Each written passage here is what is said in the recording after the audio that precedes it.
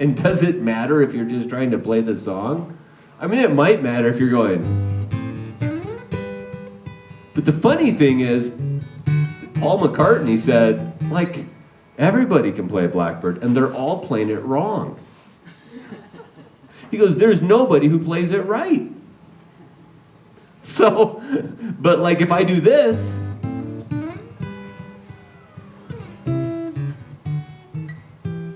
you're all convinced I'm playing it right, and so am I. Like I've listened to him over and over, and I've watched videos on it so that I could be the guy that plays it right. And I'm sure other people have too.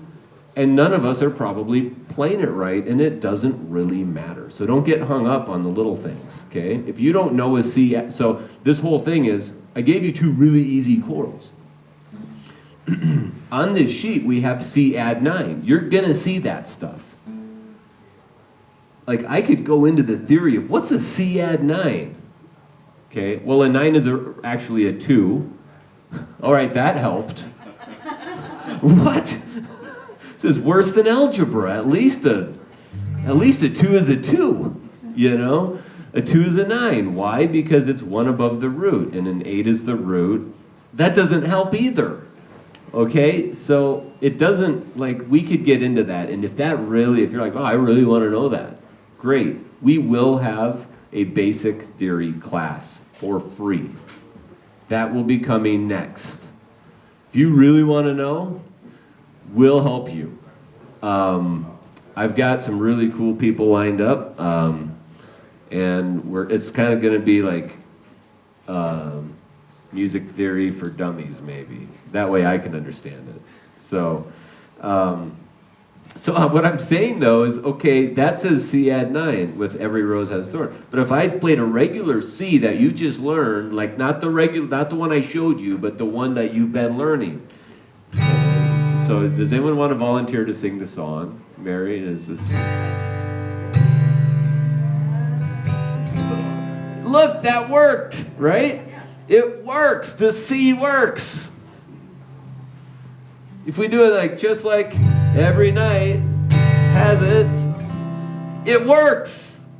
Okay? So I don't really, right, wrong, or indifferent, I don't get hung up on all the little details of the chords, really, if I'm just knocking a song out. It can add color, and it's really cool to learn it the right way, whatever that means, but you don't really know. It's just some dude at night wanted to transcribe the song for you, so he was sitting at his computer and he did it to what his ear heard, but that doesn't mean that that's what it actually is. If you go back and listen to the live version of somebody's song versus the recorded version, guess what? Most of the time, there's a studio musician who actually played it a different way than the artist plays it on stage. Because the studio musician has went to college for music, he's phenomenal, he's one of the top in the world, and can play anything the exact same way 5,000 times for the recording, in any key that he wants to play it in. And the guy who wrote this is like, I don't know, I do this. What chord is that? Like, I'm not kidding, that's what happens, right? Like if you write a song and you don't know the chords that you use, you're like, I don't know, I just kind of do this thing. And I like how it sounds. Does it matter? No. The studio guy's like, oh, yeah. You're playing a minor 9. I think I'll play it like this instead. And he'll, do something different, right? Maybe he'll be like, I like it higher instead. Okay? Like the studio guy, that's what he's doing. Okay, so all the tabs that you're going to look up, again, my point's to help you teach yourself. The most fun thing about music is the community that it builds with one another and playing together. I could pair up all of you right now with somebody, and I could give you part of a scale on a sheet and say, those are your notes that you get to pick from. Now somebody else played this song, Every Rose Has Its Thorn, but really slow. Has its, just like, blah, blah, blah. Blah, right? And then you're going like,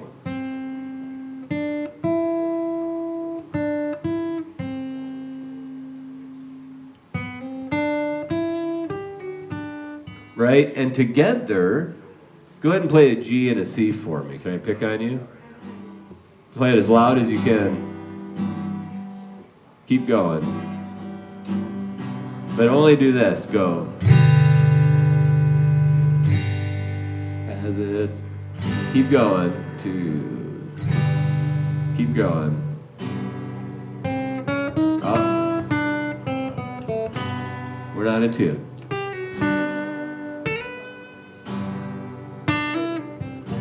Right? Like, so in music, if we were in tune, it might be me, because I did tune my guitar before the lesson. Could be me too. I think I'm in tune. So, you could sit together, and you could do this, right? If you want to teach your child how to play, or children, if you want to teach your parents how to play, or vice versa, I told you, it's like learning to speak, right? Like we play together. So with that being said, don't get hung up on the details. The most fun thing is to sit and play and sing a song, and you don't need to worry all the time about these weird chords that you see, because most songs have the same fundamental structure. A C chord without the add 9 just has less tension. Tension is created by these numbers that you see, and sometimes they're searching for the melody, but the melody can be in your voice. Okay, so in the A minor position, I can say A minor 7 and add that, but I can also play an A minor. If I pick a song and I play it both ways, here's with a basic A minor.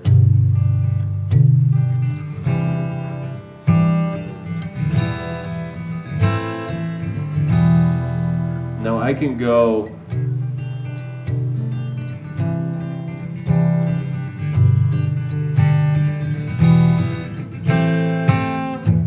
it didn't like fundamentally make anyone go, whoa! Right? Now in the right context it can, but I'm just saying don't get bogged down by the details. So I'm a believer by the Monkees, Sweet Home Alabama, Knocking on Heaven's Door, Leaving on a Jet Plane, Love Me Do, I'm Yours. I mean, all of these songs that I have listed, you now learn, you've learned a lot of songs, and some of these I put where it has an E minor. Last week I think we talked about the F and how difficult that is. If you've got that down, or you wanted to hurt your hand, Wanted Dead or Alive by Bon Jovi is a great option.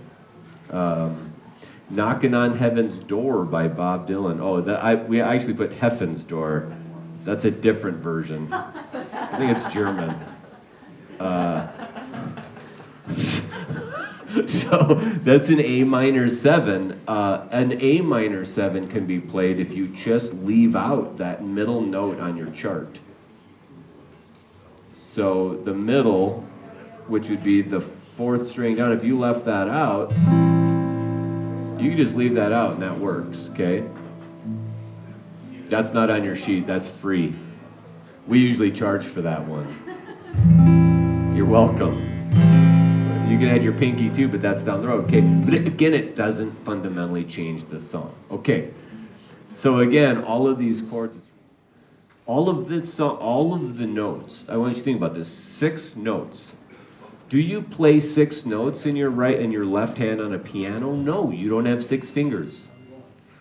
You generally will play, if you're playing along with a band at church or you're playing your favorite songs, you use about 3 notes, okay? 3 notes make up a chord. We've got the root, the 3rd, and the 5th in a basic song. But we're like on guitar, we're like, well, I've got to play all of them. I mean, that's a lot of sound, okay? It's a lot of sound. Remember what I said about space. So what I'm doing is I'm creating sonic variety by not beating the guitar to death. I might pick 2 notes down here, okay? Controlled. Maybe these don't sound good. I don't know. Maybe they do. Should, they're open.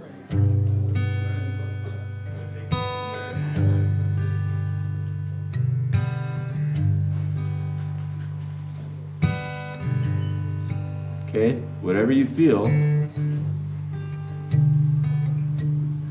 Okay, so as you decide to add color, the space of not filling up all the spaces with all the notes allows you to color the space better. Okay, so if I only hit the root and I only hit the top string,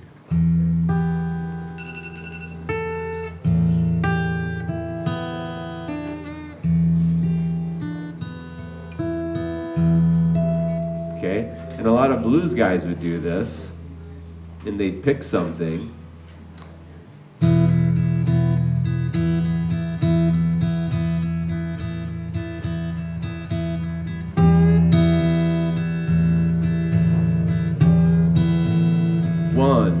two and one and two and one and two and one and two and one and two and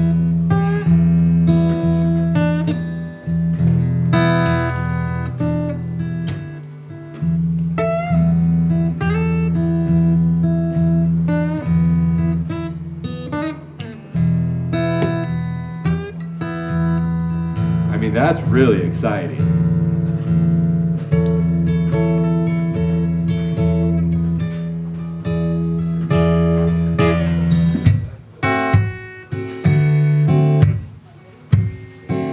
Sometimes you don't even have to play the note, you just like make cool sounds.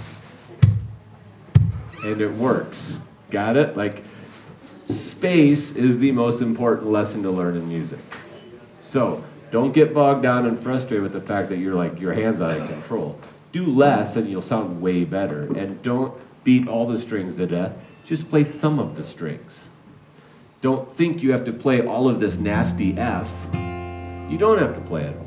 You might just play these two. And this one.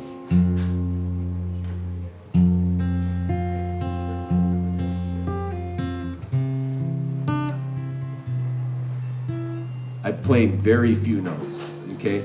So experiment when you go home. The E minor is great because, I don't know if you've noticed, but most of the frets aren't pushed down, right? You've got this string, this string, this string, and this thing that are open, right? So guess what? If I did that exercise that I taught you at the beginning, I've already got the E minor on lockdown. Because those other two where you put your finger don't even matter. You see that?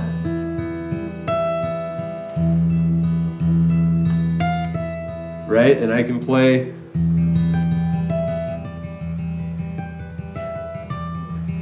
So as a little secret, what I'm doing is, for those of you who are like, oh, well, I don't know what the up part of the fretboard is. At the 12th fret, most of you have two dots. You see the two dots on your guitar? Anyone know what that means? Equal distance between here and here, and everything starts over after. It starts over.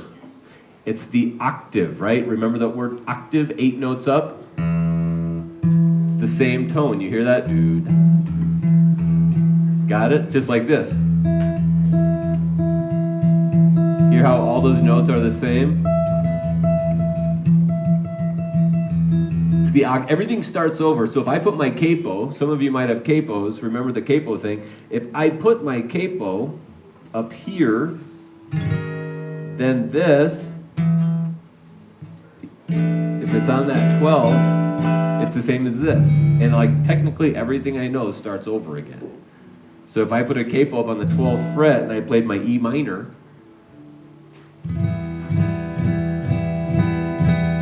see that? It's the same chord as this,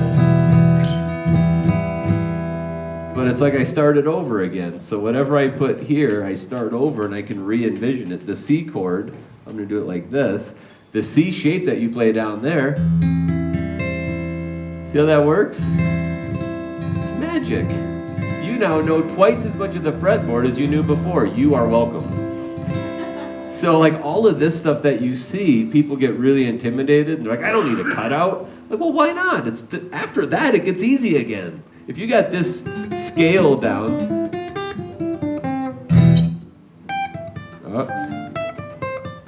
It's the same notes. Why wouldn't you have a cutaway? It's like awesome. That way with, somebody's doing this. because I don't need to know all of this, right? Like, and so when you see people take solos and they come way up here, like, wow, he's incredible. Well, he's actually playing a lot of the same stuff he did down here, just an octave higher. He's not a genius. He's just playing it higher, and the point of playing it higher is that it sticks out over the top of the band.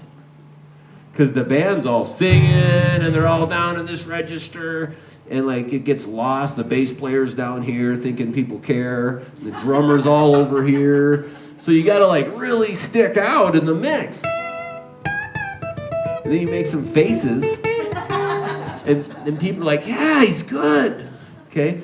So above the 12th fret, at the 12th fret, if I capoed it, that starts over. So when you see me do something up here, okay, this note is this note, and I'm going, well, if this note works, it probably works here too.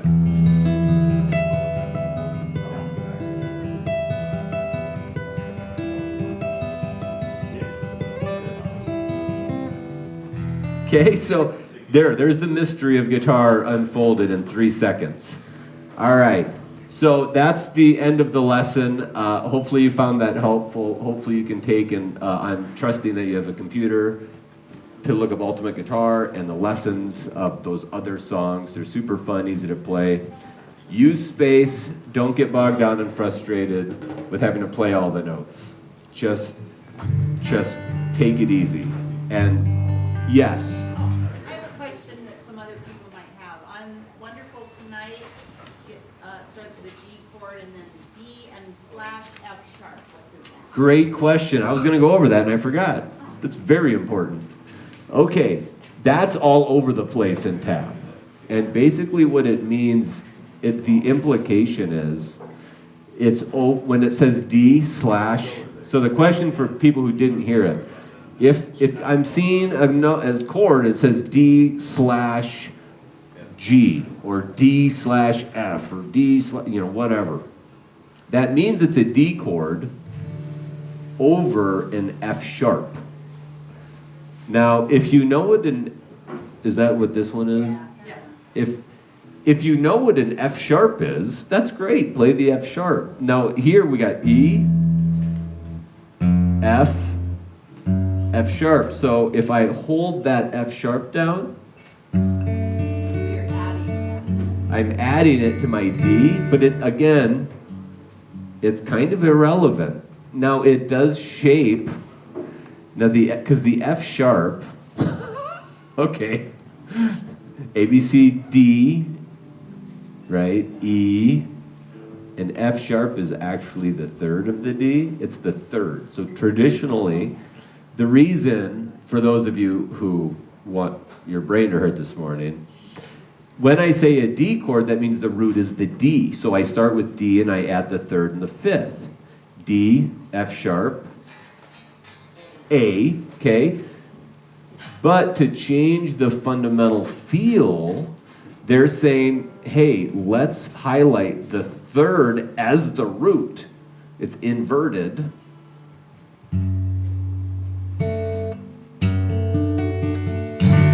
Which changes the feel from just playing the root. Hear how it totally changes how your brain hears it? And so the A is also the fifth. So if I put the A in the root, has a different feel than, right? So when you see that, it's not necessarily necessary. It's just there. And you can play it and you cannot play it, and you have to kind of know. You can Google, and here's the other thing. Like I was showing you all those G shapes, there is a frustrating amount of ways to play all of these chords all over the place. And if your hand cannot get to some of these chords that you look up, just keep looking. There's probably a way your hand can play it. Okay? There's a lot of different variations. And again, you don't have to play all the notes. Okay? For that one, some people would do a thumb wrap. Okay? So that technically, you wouldn't play a D letting this E ring out. So for all of you, like going back over, remember I said you don't play all the notes. This E is not in a D. A, B, C, D, E, it's actually the second, which would then make it a suspended if you left out the third. So there, now your brain hurts. Okay, that doesn't work. It doesn't sound good. You play the bottom 4, that sounds nice. You play the bottom 5, that's great. Right? You can do that. Okay, so you thought you had your D down, now you've got a whole nother thing. And like trying to play a D like this and wrap your finger like this is also an option, but I wouldn't recommend that either. Most guitar teachers won't recommend that you wrap your thumb around the top because it's cheating, but if you look at all the great players,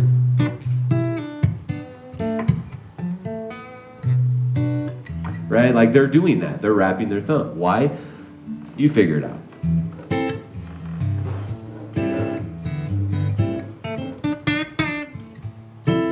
Because I've got access,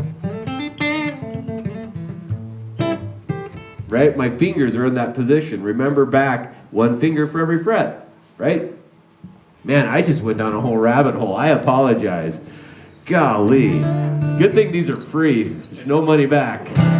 So anyway, that's a great question. So both the slash and the numbers can be subjective. Now, if you see something as a caveat, if you see something like E add 5, add 9 or something like that, that is not subjective. That's like jazz. Okay? If you see G major 7, really not subjective. If you see these longer description, because we take a G to a G major 7, that's a whole different language, baby. Then you have to talk different, like, yeah, baby, jazzy. You know, you kind of got to wear goofy hats and speak a different language, and so those things that you see, they actually shape everything about the song that you love.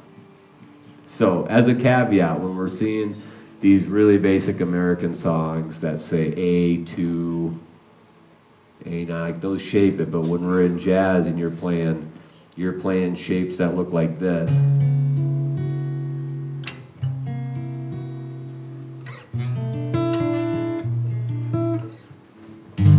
that, like, all those shapes really make the song. So we're not there, and there's some of those shapes that you can actually play down here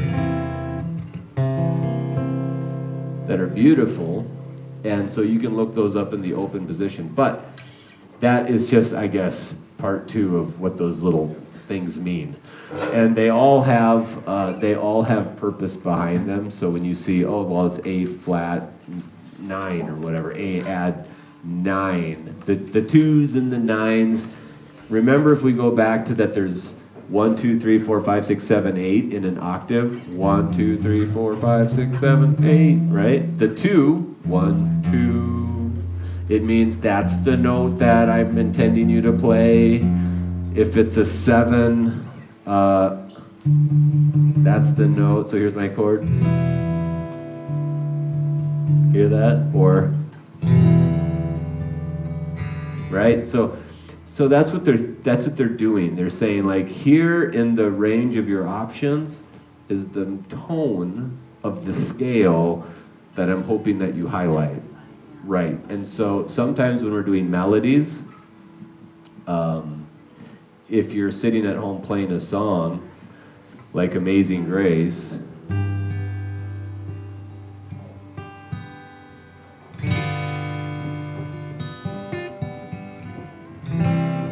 right? Like that note from my G, I walked it down to the G7. It's a note behind the G. E, F, G. That's the 7. 1 down.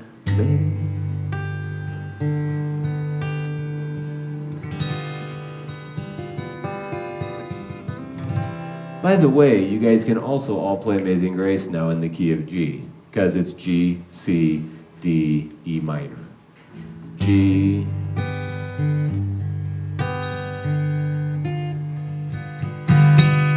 Then you go to a C, back to the G. I like to walk it down to an E minor, D, back to the G. Okay? So, again, famous songs that you can play. You're welcome. There's one more. All right, so you notice what I did there, just as an extra freebie for those of you who are still not sleeping. G, in that arpeggiated pattern, I'm picking up one down.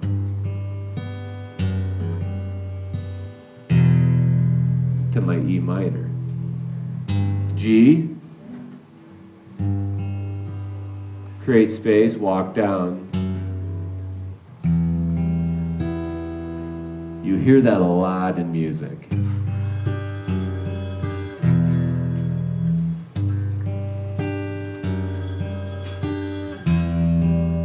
So these three are continuing the pattern as if I'm just going.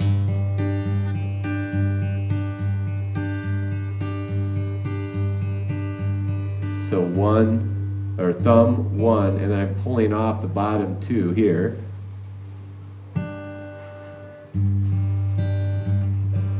So it's just like this pattern I was doing, but I'm going.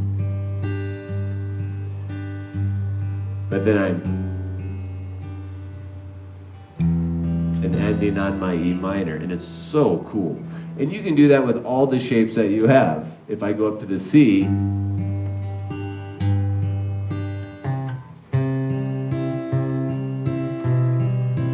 back to my G. See that walk down?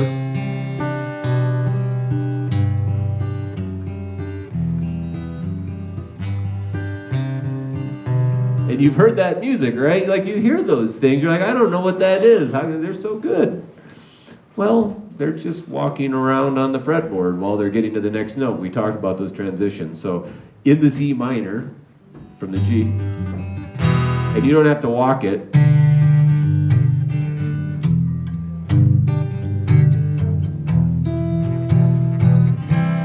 That's another famous song. Okay, so got it? Oh, and Heart of Gold. Classic, Neil Diamond, E minor. Da, da, da, da, C, D, D, D. There's that walk down. Okay? Heart of Gold. I don't even think that's on the sheet. That's why the lessons are free. Thanks, guys. What's that? Blue on Black. Is that another one?